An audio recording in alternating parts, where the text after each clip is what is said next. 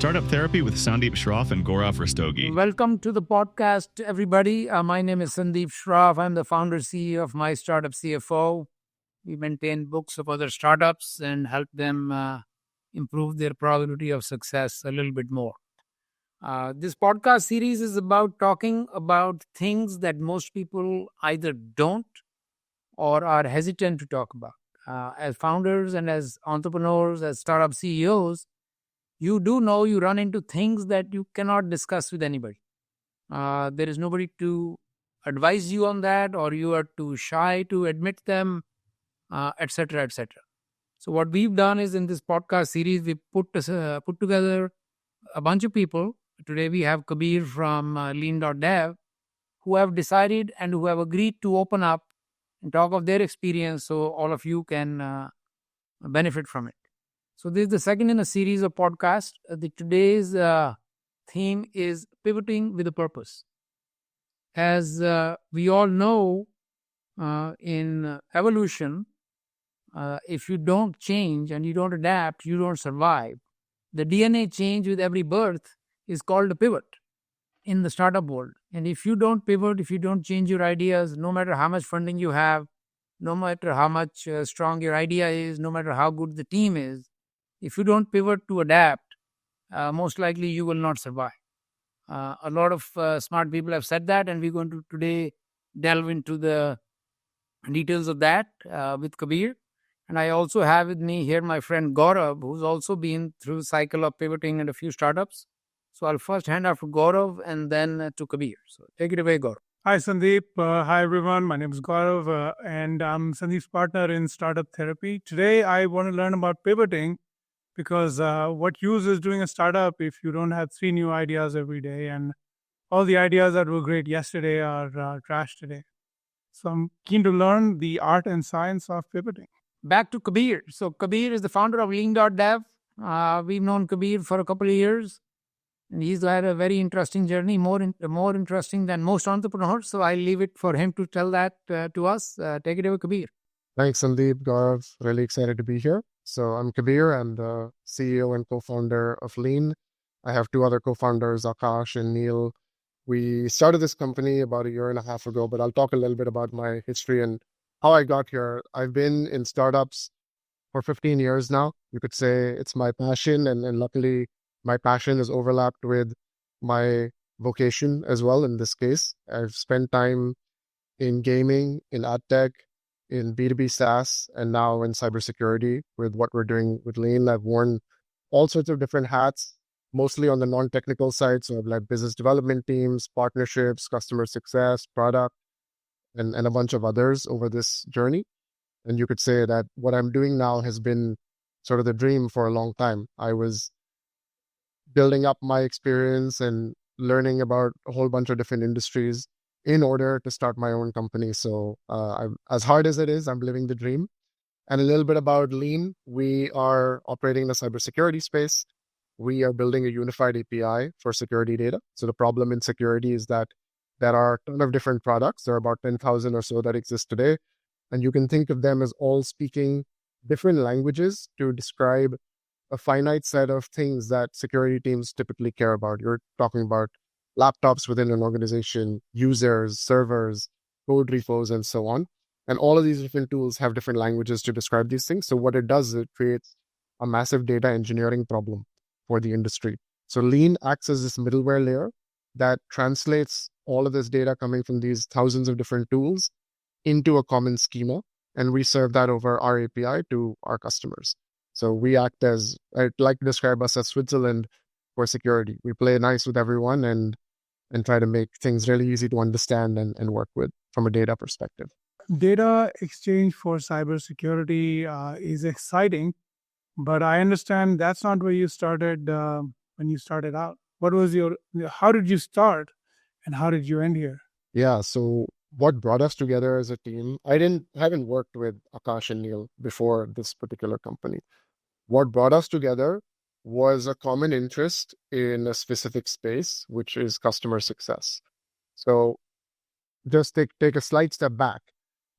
When I quit my full-time job at Typeform, which was the last full-time job that I held, It's a very successful B2B SaaS company. For those of you that might have interacted with it, they are 100 million ARR type of company, hundreds of thousands of customers around the world.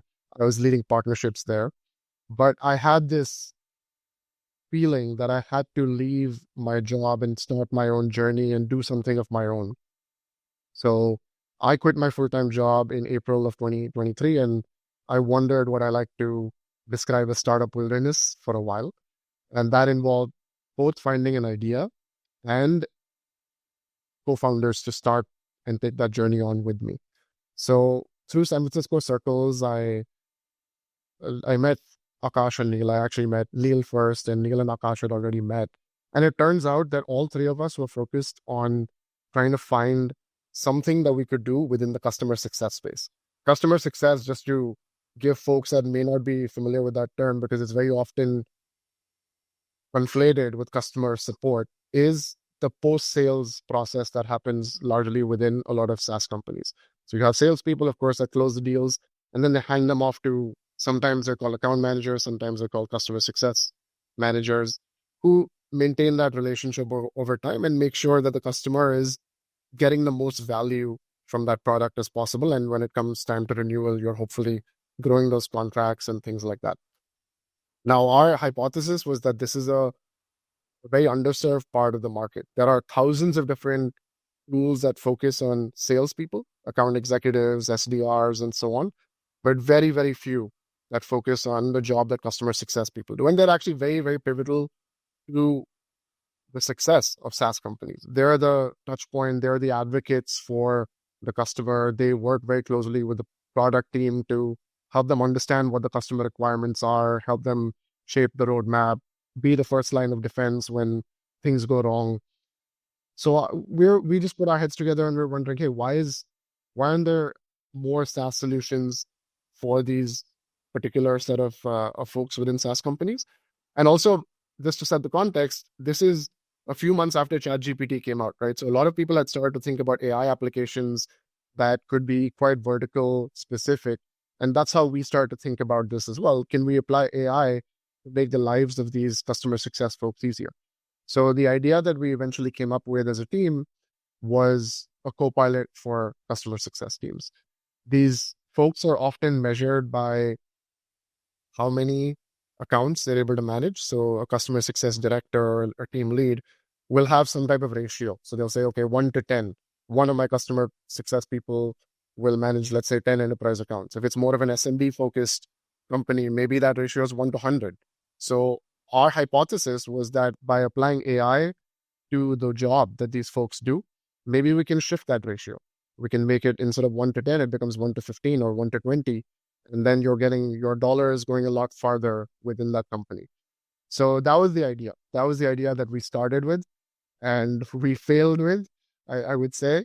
We can talk more about that, but that was the original idea that we began with. You said you failed with it. So my question is, did the failure of that idea force you into change, that you had like completely given up and, oh, the company is going to die, we have nothing else to do? Or was it like, hey, this is not going right way, or the inkling of failure was there, and you said, okay, let's give it up? So I'm just curious that at what point did you realize that did the outside environment force a pivot on you, or you just kind of woke up in cold sweat one day and say, yeah, we need to pivot, this is not going to work? It's always external factors, right? Because if you think about that, the very, very early stages of a startup, the 0 to 1 journey, you're really just trying to prove that there's a market for what you believe in. What you believe as an entrepreneur should be true and should exist in the world. You can get at least some segment of the market to agree with you. And I'd say we need to run this process in as scientific of a way as possible. So we did a lot of customer discovery calls. We did cold outreach. I don't know. We must have reached out to hundreds of folks over a period of a few weeks, over LinkedIn, over email, tapping into our networks, just begging, borrowing, and stealing, right? Doing whatever it took to get in front of the people that we thought would give us high signal on what it is that we were trying to prove out. And simultaneously, because we're all first-time founders, we knew we needed to raise venture funding for this idea. So we're really having two sets of conversations, one with the customers or potential customers, and one with VCs to see if they were excited about this idea. And it didn't matter if we could convince one party, but not the other, right? We needed to convince both for this to be a viable business that we could make sustainable. And unfortunately, we weren't getting strong enough signal from either. People talk a lot about this concept of product market fit and how it's this ephemeral feeling, and it's something that you need to kind of pay a lot of attention to realize that you've made it, right? You've got to product market fit. But the opposite is like being slapped in the face. It's very obvious, where people are going to tell you, sometimes they'll say nice things. They'll say, "Oh, this is cool. I really like it." And then you ask them a follow-up question and say, "Okay, would you pay for this?" And then they fumble. And then they say things that are very non-committal, right? And that's what we experienced a lot of. We must have had at least 100 customer conversations, and all of them kind of netted out that way. And we came to the hard realization on the customer side that while people thought what we were building was cool, they thought AI application for customer success, no one's doing this. We're an underserved part of the market. They also resonated with that statement. Someone's paying attention to us. But when it came time to, okay, let's sign a contract. Are you guys ready to move forward? There was no commitment. And the hard realization was that customer success teams are seen as cost centers within most organizations. So they don't own a ton of budget. Maybe they can buy one tool that they can use that's dedicated to them. But most of the time they're sharing licenses with other teams, and they just don't have that buying power.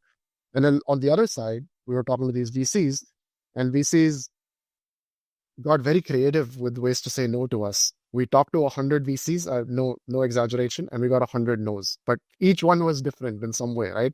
Some said, "Oh, we don't think you're the right team to solve this problem." Some said, "I don't believe in the market." Some said, "Oh, I don't think AI is the right way. This is AI, you be used in this way is not going to solve the problem in the way that I think it should be solved." So there were all sorts of permutations and combinations. But ultimately, that was the outcome that made it relatively obvious to us at some point that this was just not going to be tenable. And all of this, by the way, happened over a period of about 3 months. So we treated it as a sprint. We had as many of these conversations as possible in that period of time. And it's not like we had set a deadline for ourselves. We thought this was a company. We thought this was going to be the thing that we worked on for the next 5 to 10 years. So it's not like we just said, okay, at the end of 3 months, we'll do an assessment and see how things are going. We had to come to that hard realization based on the very real signals that were being shared with us by the market. I'm surprised that you got so many clear no's, because most of the people get this very, interesting idea. Come back to me when you have more traction. That's the worst answer you can get from. I'm just reminded of that Dostoevsky quote, right? All happy families are alike, and each unhappy family is unhappy in its own way. So each of your VC letters are different from the other. That's interesting. As you're describing the process, I want to go before the VCs. You don't yet have a product at this point. You don't have like any like hand sketch doodad to show your clients and prospects. You just have an idea, and you're talking to hundreds of people. Is that what's going on? So it evolved. At the beginning, it was that, right, where we didn't have anything. We hadn't even really put a deck together, because they were truly discovery calls to see if this was even something that should exist. And then as we got a little bit more signal and we understood the problems a little bit better, by the way, just to take a slight step back as well, in terms of our backgrounds, we've all had experience with customer success. So I've led customer success teams at a couple of startups. In Neil's case, he comes from the cybersecurity world, but he worked at his previous company very, very closely with customer success people who were constantly bugging him to say, "Hey, we need this feature, we need that feature." So he realized that these were people that are very dependent on engineering teams grow. So they needed more scalable systems that made a lot of things more self-serve for them, right? So he was empathized a lot with the problems that they faced. And in Akash's case, he was a VC for a while, and he invested in some customer success teams and startups and so on. So we all felt the pain of these teams, but you still have to validate that the pain that you felt is not just you, that other people feel the same pain. So as we understood that pain better, and we could distill it down into, let's say, 5 workflows that we could solve for, then we started to prototype things a little bit more. We had a deck that we could show to them. We had some Figma designs that we could show to them. Neil even came up with a rough prototype of something that we could demo on these calls. So it was a little bit of an iterative process where it started with nothing. It moved to sketches. It moved to something that was sort of functional. And then the signals also started to become a little bit more clear. And people are responding to your enthusiasm, of course, and your ideas.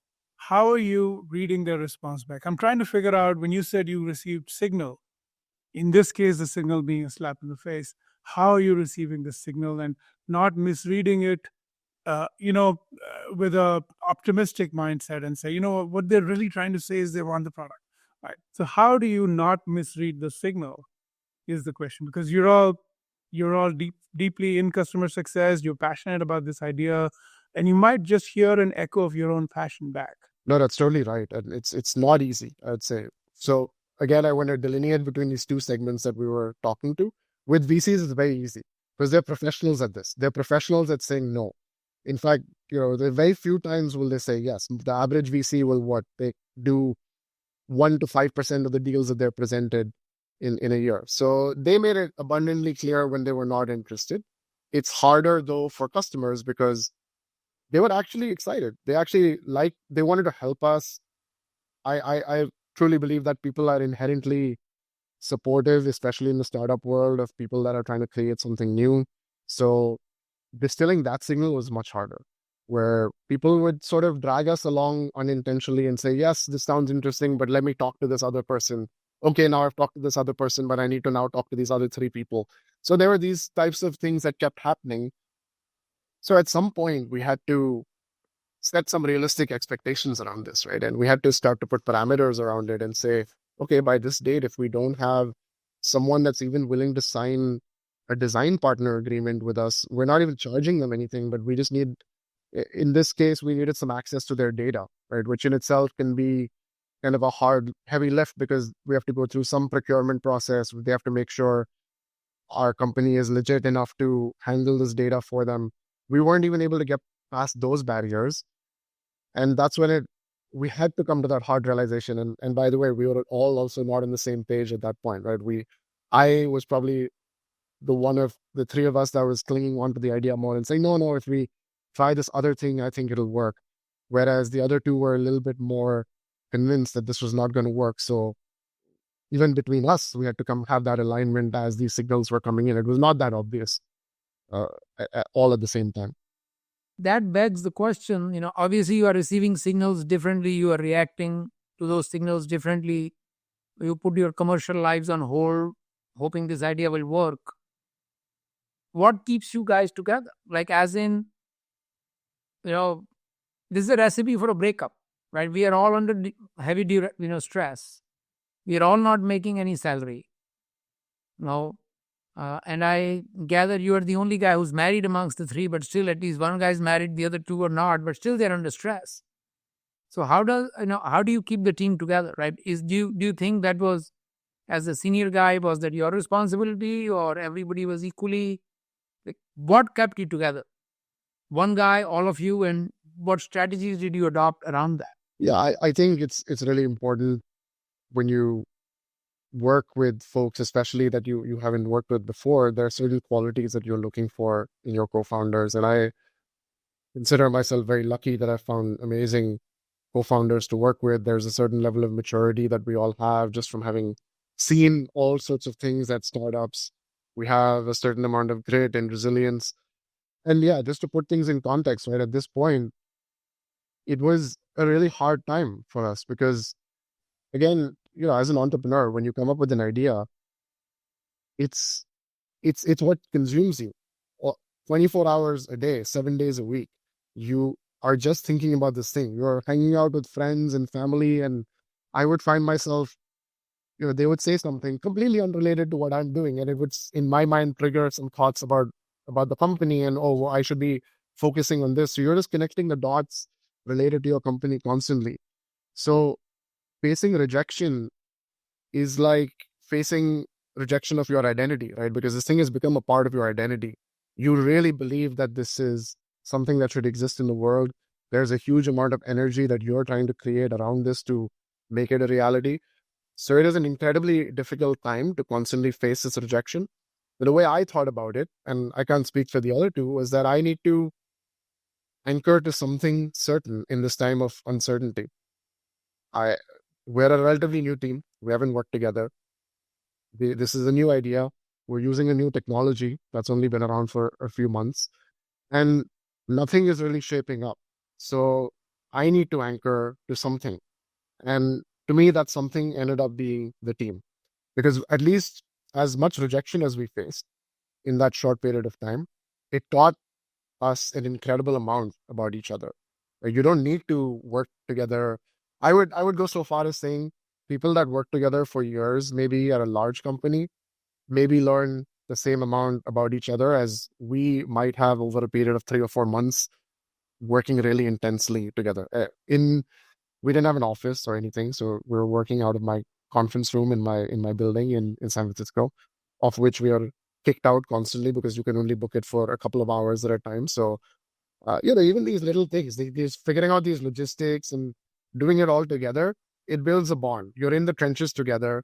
You have belief. You see how the other person operates. You see how they deal with rejection, which is going to be a big part of the startup journey. Even once you have what the outside world might consider a successful startup, you as founders are going to be rejected all the time by investors, by people that you want to hire, by customers.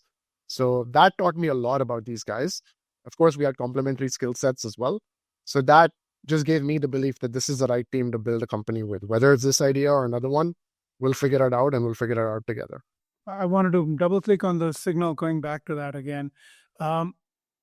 You're talking to hundreds of people that you've worked hard to reach out to them, cold call them, network them, and somehow got in front of people. You're pitching your idea, progressively more and more sophisticated idea that surely you're convinced about, and you're getting some signal.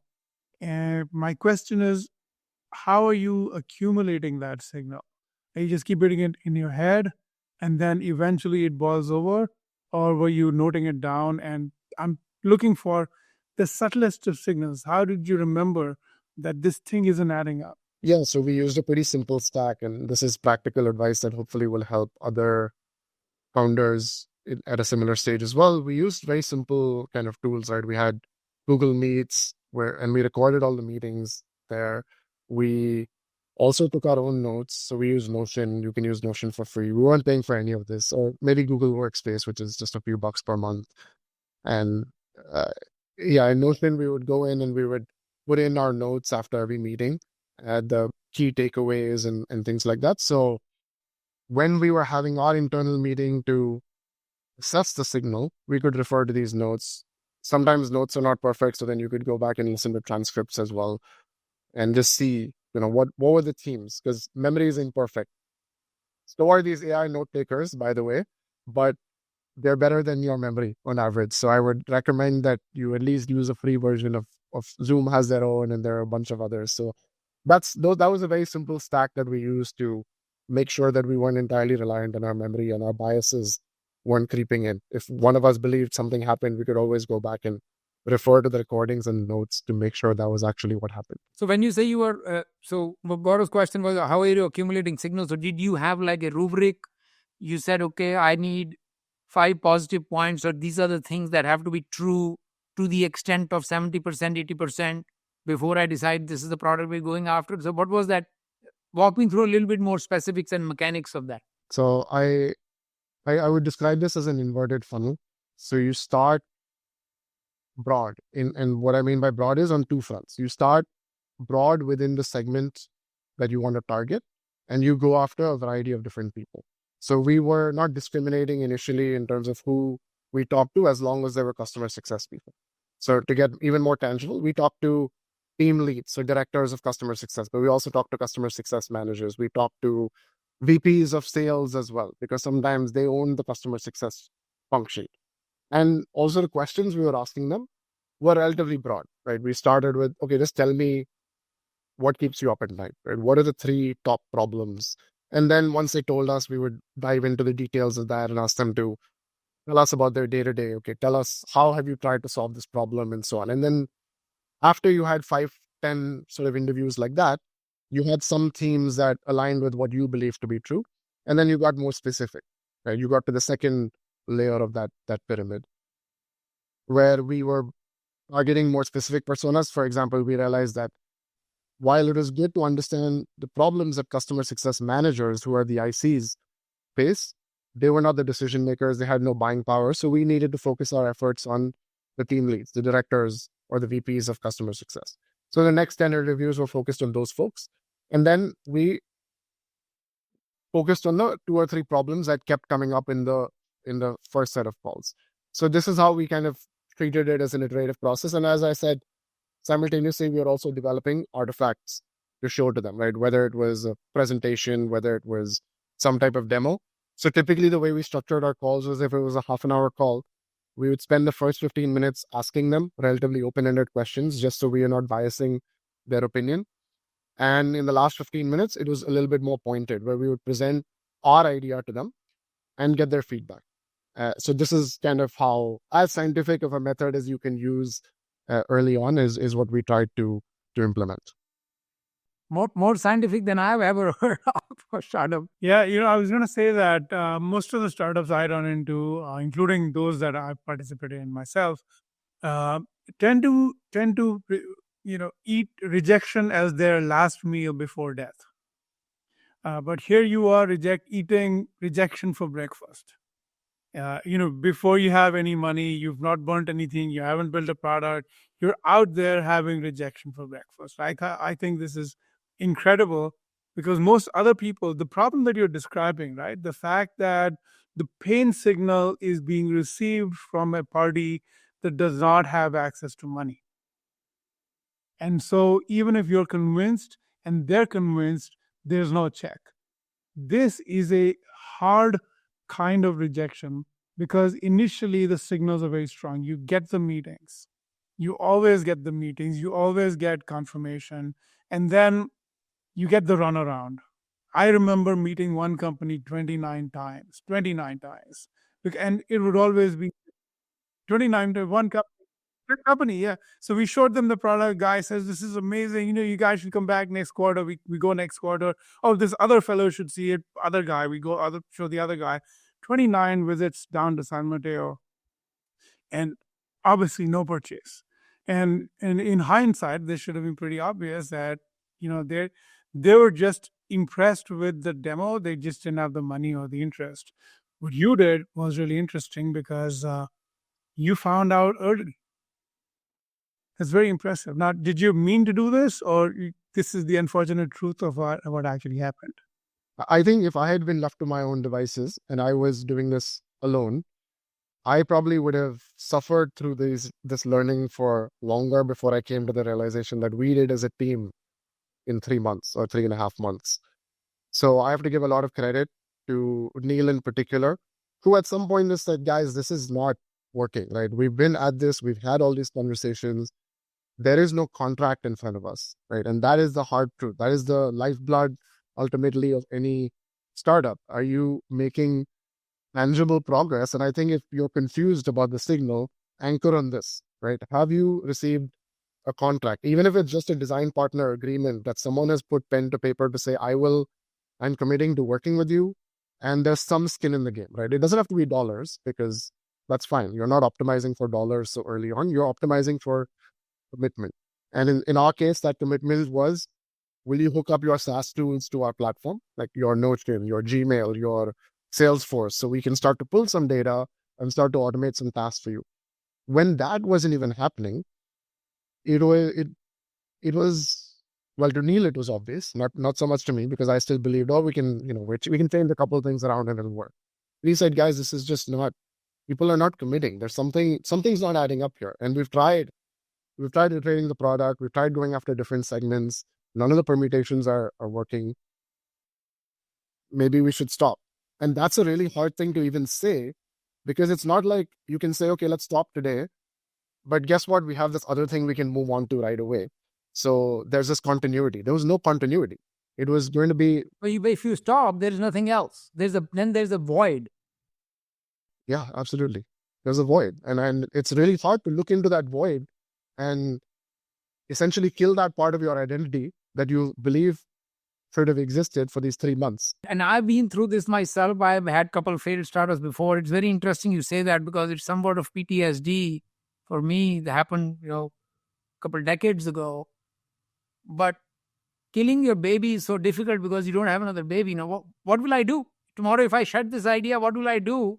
And people just string along this, I don't know if this is irrelevant, maybe example, but there is a orca whale in the Pacific these days. I don't know if you read the story in the papers.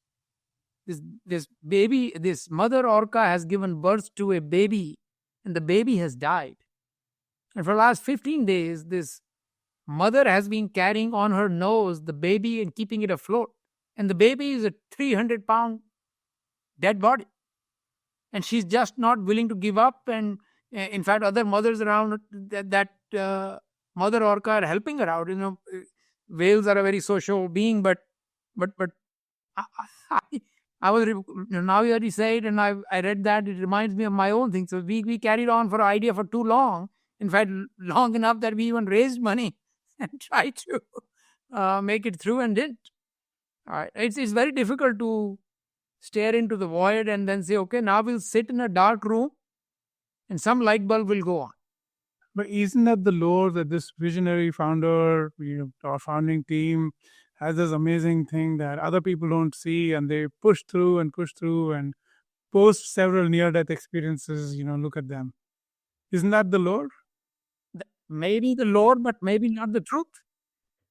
Yeah, that's right. And without hearing your story, I would say, Vice President Spiro Agnew used to call them the nattering nabobs of negativity, which is people that are always negative about what the heck is going on. It sounds like you want to be friends with those guys from what you've just described. Yes, you need somebody of these negative guys to remind you of the truth, because there is thing I call entrepreneurial euphoria. It's a very dangerous state to live in, because by definition, we as entrepreneurs are positive people, optimistic people, that this will work out, because you are doing already something which is either nobody's thought of or people gave up because it was too hard. Otherwise, hundreds of people would be doing it. So I think it's a very critical skill to have, to be self-critical, to know when your euphoria has taken over and, boss, you're delusional. To say that to yourself in a mirror is a very hard thing to do. So I don't know. So maybe what you're saying, Kabir, is that having Neil and Akash around you maybe tempered your entrepreneurial euphoria a bit. Unbridled enthusiasm. There's no question. And there's so much startup content out there. There's so many blogs and podcasts and all of this. But I always like to describe it as there's no manual for starting a startup, because every journey is different, right? In some cases, people just had to push through with the same idea, and 5 years later, it looks like an overnight success, right? These guys just came up with this brilliant idea, this insight, something worked out and it clicked, and now they're a multi-billion-dollar company. So we could have very easily looked at those examples and said, no, we'll be like that too. Versus, I'm sure there have been many, many other companies that have preceded us that went down the same path as us, where they tried, in our case, it was just one idea. They must have tried 4, 5, 10 different ideas. I think Slack is a great example, where they started off as a gaming company. I was in the gaming space when they did that, and I remember playing their game, and it was supposed to be this social thing. And they had people on the other side as you were playing that were trying to get your feedback, right? Their team. And I remember asking them, I was like, what's the point? I don't get it. And they tried to explain to me, and I just lobbed off. I was like, this is never going to work. This is not good.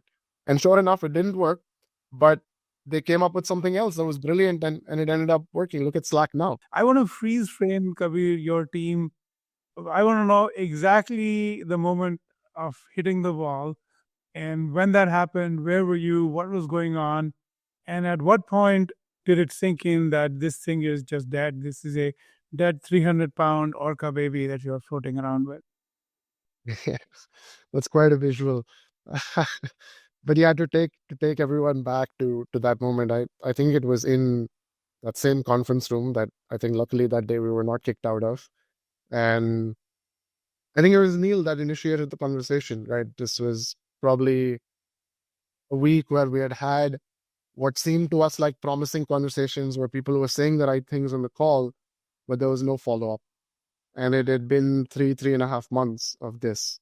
And on the VC side as well, we weren't seeing any traction. And we weren't trying to raise a lot of money. We were trying to raise $1 million, $1.5 million as a pre-seed. We were not being picky about our terms. We were, of course, like any founder, you start with the tier one VCs. Okay, those don't work out. Then you go to VCs who might not be your first choice, but are still really good. And then you go to VCs who you would really not want to work with if you had the choice.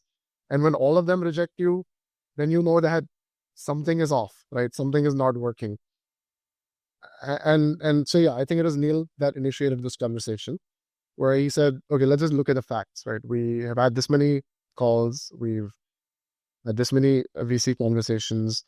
We have zero commitment from these customers. We can keep iterating. And also, by the way, we had iterated on the product. I wouldn't call those pivots, but we had iterated a little bit on the way we were presenting it, trying to lower the barrier to entry, this kind of small product evolution type of changes. And none of those things were working either. Those are about all the levers that you can pull, right? As an early stage company, we weren't even charging them anything. So it's not like we were asking them to commit with their dollars. We're just telling them to commit with their data, essentially, initially.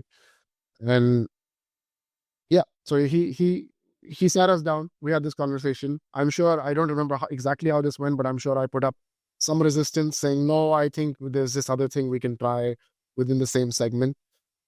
But no, he pushed, right? He stood his ground and he said, I really don't think this is going to work. I think we should kill it and we should think of something else. And again, that was the void. We didn't have that something else defined yet. So we just had to accept at that point. We had to all come to that conclusion together, agree, and then agree to explore the unexplored the following week and hopefully land something. I think, did you go through the 5 stages of grief in 10 minutes? Yeah, everything in a startup founder's journey is compressed, right? Things that people experience over years, decades even, you experience in weeks sometimes, so days even. So yeah, after we had that conversation, there was nothing more to say that same day. So everyone processes grief differently, and it is truly grief. This is grief when you are essentially killing this thing that you believe to be true, as I've referred to it a few times, a core part, what has turned into a core part of your identity. And we just sort of shut ourselves away from each other, at least, and process this in our own way over the weekend. And I think it was 3, 4, maybe 5 days before we met again with some form of renewed energy to start from square one and or square zero even, and try to figure out what we can work on. In my case, the way I processed this was I spent some time with my wife. I went out to have a couple of meals with my friends. I went out hiking, just try to clear my mind and try to get rid of this feeling as quickly as possible. Process it, but then move on from it as quickly as possible. And then how did this idea come up? So I'm assuming after that silence over the 5-day break, you came up with this idea, or was there another pivot in between? There is a process to get to this idea as well. So when we met the following week, we knew we would have to come up with some type of structure, hopefully, to generate new ideas and decide what was worth working on, right? So I really like this analogy and this inverted pyramid sort of framework. It can work for many different things. So we applied that to the idea generation phase as well. The good thing about founders is that you are crazy enough at any given time to have multiple ideas in the back of your mind. You obviously believe in one a ton more than you do the others, but you always see these gaps in the world and things that you think could exist. So we just threw every crazy idea that we had ever thought of into a Google Sheet. And we said, okay, now let's figure out how we rank these. We have to figure out some way to rank these. And maybe there are only 2 ideas that we can go deeper on and understand what's worth spending our time on. Because you can't do that with 10 ideas. You will stretch yourself too thin. And we already had a process. Right? The thing that we had gotten very good at by this point was reaching out to customers and interviewing them. So we had belief that whatever the idea was, we should be able to get the signal of whether this is something that's worth working on pretty quickly. But we can't do that with 10 different ideas. It has to be a finite set, a small finite set. So we came up with, again, a fairly, I would say, relatively scientific method to do this. We listed all of our ideas without any discrimination, as crazy as they were, just throw everything on this sheet. And then we came up with the parameters to judge them on. And these included the obvious things that you would imagine, like what is the TAM for this? What is the growth rate of that market? It doesn't matter if the TAM is very high, if this thing is growing at 1 or 2% per year or even declining. What is our edge here? So we call that founder market fit. Do we believe we're the right team to build this? Do we have any distribution advantages? What does a competitive landscape look like within this markets? And then we rank these in a grade from 1 to 3 across these different ideas, and we saw what sort of floated to the top. Some of this involved research. We could actually do secondary research to find the TAM numbers and things like that. So we came up with some rubric saying, okay, 1 billion plus, 5 billion plus, 10 billion plus, whatever that may be. But the other things like founder market fit, distribution advantage, that's much harder to actually quantify. So that was more of a gut feeling of what we think would work. And based on that, a couple of ideas floated to the top, one of which was the cybersecurity idea. You're not domain experts, neither is Akash. How did you guys agree on this idea? How did you even begin to understand what it means? So Neil has a lot of experience in the cybersecurity space. He spent the last 6 years at a unicorn in the security space, actually solving this problem, but internally within a company. So he worked with a lot of different APIs, cybersecurity APIs, built a lot of integrations, normalized a lot of data. So he intuitively had a very good understanding of this problem. He believed that this problem was not unique to the specific organization he was working at, that it should exist within other places. So it was a matter of validating that. And in my case, I spent the last decade selling to and partnering with developers. So selling to very technical personas and doing very technical sales, and also building a lot of integrations. Just the nature of the companies I was working at in the ad tech space, as well as in B2B SaaS at Typeform, I helped build and launch a couple hundred integrations there with other SaaS solutions. So even though I didn't know about the security space, the idea seemed very intuitive to me. It was about redirecting the knowledge that I had and applying it to this domain. Akash's case, he didn't have similar experience, but his attitude was, if you guys are on board with this, in my case in particular, he said, if you think you can ramp up on this, I think I'll be able to ramp up as well with the support of you and Neil. Right? Of course, we had to use Neil as an anchor here and even help. He basically had to do a cybersecurity 101 type of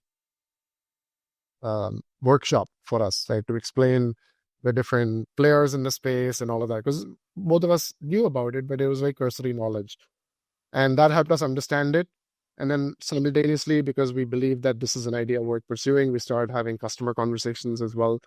He was leading those initially because he understood the problem a lot better, Neil, I mean. And as Akash and I listened to what the customers were saying, that also gave us a lot more belief that this is something worth building. It was almost like night and day difference between the customer success idea and this one in terms of the response, the excitement, and the commitment. They said, yeah, if you build this, I'll be willing to partner with you guys. And they would even start to describe the very tangible things that they wanted. Whereas it was always a little more vague when we're having conversations with the customer success teams. So you're catching a much different signal while running a similar process. That's right. And I'll tell you the moment when we realized we were onto something here. This is actually completely unexpected, and it was one of those moments where we almost fell off of our seats. We had what we thought was a discovery call, and we were running a similar process. We ran LinkedIn campaigns. We were reaching out to a lot of people there. We joined a few cybersecurity Slack groups. This particular meeting was set up with a guy who was running another security company. And we reached out to him via one of these Slack groups. And, he heard us out for the first 10, 15 minutes. He said, he was quiet, right? He just listened to what we had to say. He answered a few of the questions we're asking him. And at the end of 15 minutes, he said, I love it. This is amazing. I'm in for 75K. We said, what do you mean? He said, you guys are raising money, right? We're like, yeah, we're raising money. Sure. And he's like, okay, cool. So yeah, just send me the documents and we're on. I'll be an investor. And that was unbelievable to us. Like we after all, just to put this in context, after hundreds of rejection calls with the other idea, to get this sort of signal, this sort of enthusiasm that's backed by commitment was unbelievable to us. But then we knew we're onto something, and then it snowballed. The other thing that he did, because he's a very, very well-connected guy, is he introduced us to other investors and other potential customers as well. And we had very, very similar conversations with them. So within a span of a week, we went from, okay, maybe there's something here, people are saying the right things, to, okay, this is a thing. We need to run with this. How do you process this? This was much easier to process because you have the enthusiasm, you have the wind beneath your wings, right? You just run with it. You're so excited that you just set up more calls. This is very practical advice for founders. Don't think about it as this really lofty goal of fundraising where you say, oh, I need to raise X million dollars. And that's very intimidating. That's very large, especially when you've had some rejection. Think about it as I need to convince one person, right? Because once you convince that one person, humans are social animals. We are convinced when someone else is convinced to make a bet, to do something. So that's exactly how this played out. Once the first commitment came in, the rest of it kind of snowballed because we could reference this person and say, oh, he's already put in his check. Are you willing to do the same? And people are like, yeah, okay, I know him. So, and I believe in him. So I'll do the same thing. Break the tension a little. We've worked at breakneck speed since we began this conversation. I couldn't help but notice that this is a dream team put together by some sort of a marketing machine, because you guys are your names translate as Great Blue Sky. Oh, that's right. Yeah. Your name translates as great. Akash is sky and Neil is blue. So so there has to be something to be said about this. Wow, that's I learned something new as well. Put that into your garage founding story. Yeah, absolutely. It was all intentional. This is all intentional. But you want to, we've discussed this before offline, but you want to talk of how the name Leen came by. First, I'll talk again. This is the theme of this conversation. I'll talk about the failures, right? So this is a decision that you have to make at some point when you're incorporating your company. And it feels like it should be simple because you have all of these other hard conversations you're having externally. You're trying to convince people. This is a completely internal decision. It's a name, right? You should just be able to come up with a name. No, it's incredibly difficult because this is going to be your identity for the next 5, 10 years, however long that your startup exists. So we, again, used whatever resources were available at our disposal, came up with a crazy list of names. None of them kind of resonated. We used ChatGPT, terrible idea. ChatGPT is really bad at coming up with names. It was really awful because we have to give it some prompts. We said, oh, this is, related to data, it's related to security, help us come up with something. Actually, we came up with the name even before we pivoted because we had to incorporate to apply for YC, which was one of the rejections we received as well. So if founders listening to this have been rejected by YC, just know that that's not the end of your journey, even though it might feel like it is in the moment. And then Neil at some point said, how about the name Leen? It's just my name backwards. And as silly as that sounds to say now, I loved it instantly. And I think Akash had the same reaction. He said, I'm not sure. When Neil said this, I'm not sure. He said, I'm not sure because I shared this with my friends and they just made fun of me. They literally laughed me out of the room. They said, who names a company that way? But it really resonated with me because one, it's short, so it's memorable. And two, I want to build a global company. All of us do. not easy to watch in different languages, right? It's very easy to pronounce no matter what your native language is. And three, it has the right connotation because we want to enable lean teams. We want to take the load off of you and allow your team to focus on the things that you should be focused on while offloading these gnarly tasks to our team. So yeah, that's the genesis of the name. Cool name. Hats off to Neil. In this process of getting to know your co-founders, what did you learn about yourself in this process of getting to know your colleagues and running into a wall and then still getting up and catching wind? Several things, but I would say one is that you're capable of far more suffering than you believe, right? People are humans in general, and there's nothing special about founders. I think humans in general adapt very well to the situations that they're put in, as hard as they are. Things look very intimidating from the outside. You look at these people that run marathons and ultra marathons and triathlons and these Olympic athletes, and you think, oh, how can they do this? It's because they train, right? And in a way, all three of us have trained for this sport, which is the founding journey. In my case, it's been 15 years. In Akash's case, it's been 12. Neil has had a shorter career. It's been 6-7 years for him, but still, we've all trained in a very specific environment. So you just have to have that belief that when you're put in these hard situations, you lean on the training that you had and just believe in yourself to get over it. So yeah, that's what I learned about myself. Being that you guys run a very tight, very structured process, are there books or people that you follow that help you think through this entire thing? Yeah, again, there's several resources. I'll name a couple. So with books, because it's very relevant to this conversation, I recommend the Mom Test to anyone that's in the same sort of stage that we were at about 1.5 years ago. It's a book that gives you a framework for how to have these early customer conversations. Because like I said, people are nice. They want to help you. They want to say the right things to encourage you, but you have to see through that and ground it on some signal that actually allows you to assess whether something is worth pursuing or not. And then in terms of podcasts, because I listen to a lot of podcasts, I really like Lenny's podcast. It's very product focused. He brings on amazing guests and gives very, very practical advice. And there's another blog, a newsletter rather, that I follow, which is First Round Review.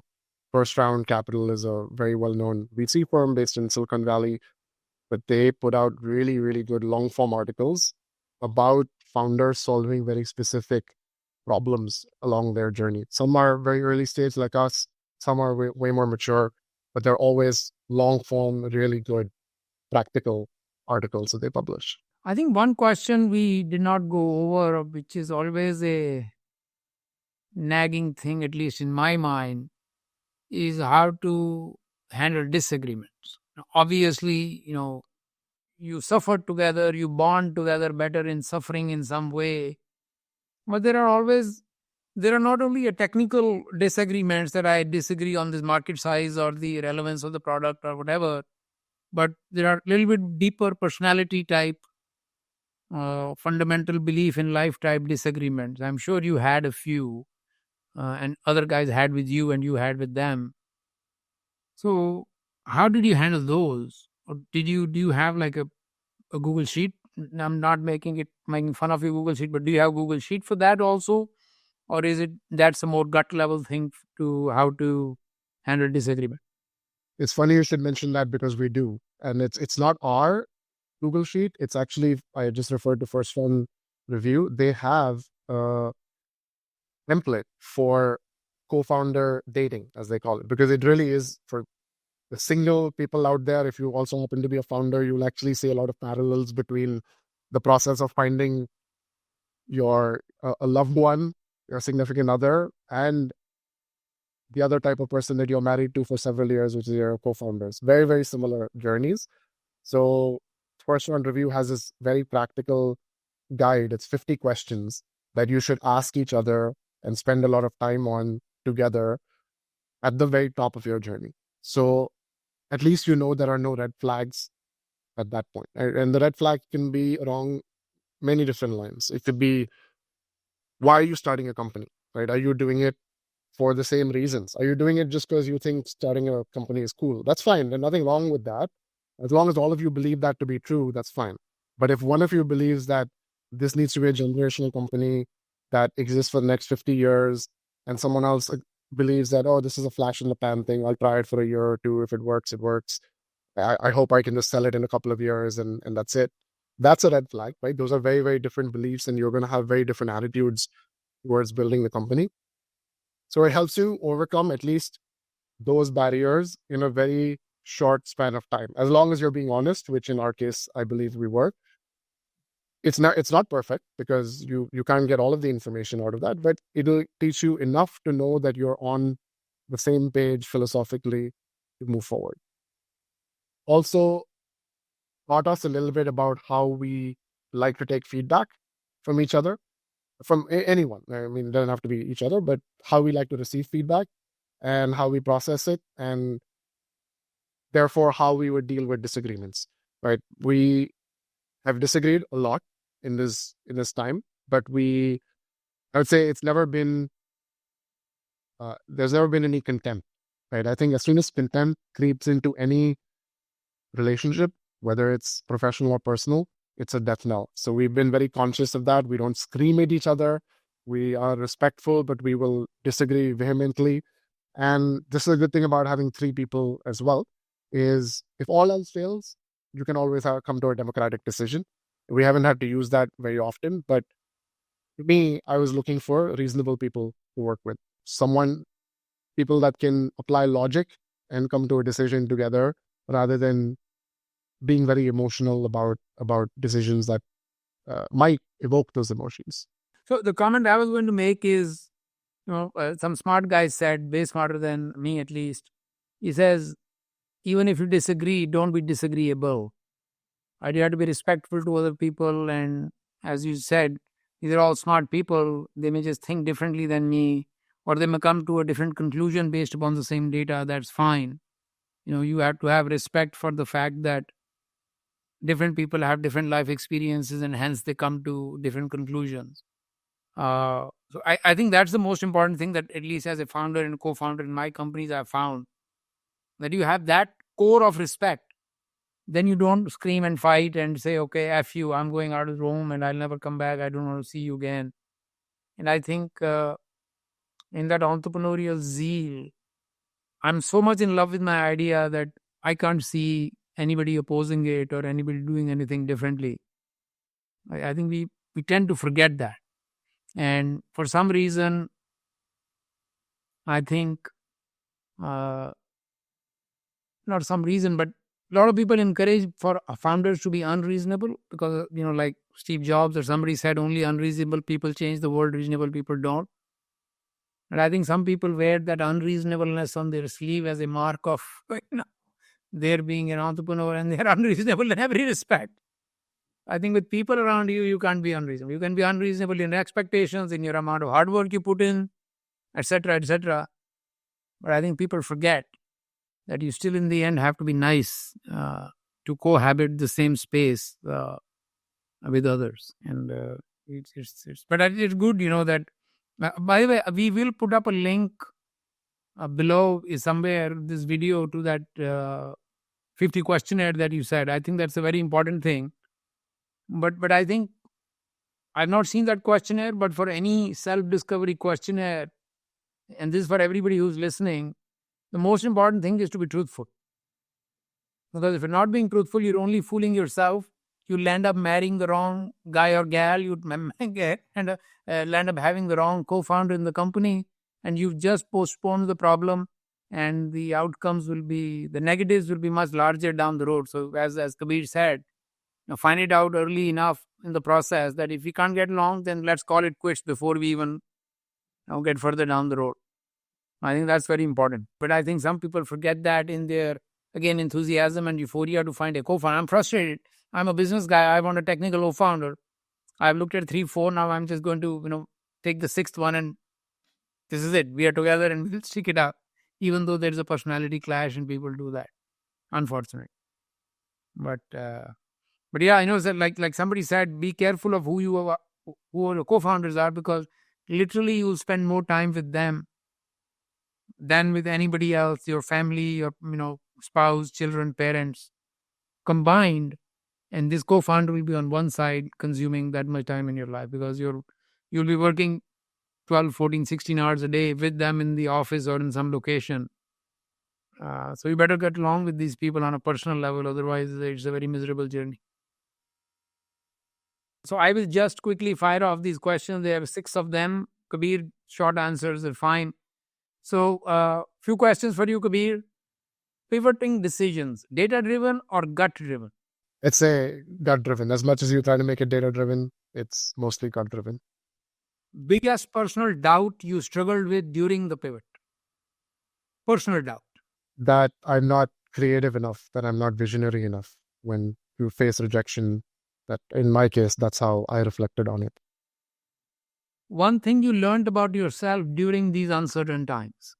Like I said, that I'm capable of more suffering and I'm more resilient than maybe I had thought before going into this journey. Most important trait to look for in your co-founders? Plus, just trustworthy people. I think that's the foundation that everything else is built on.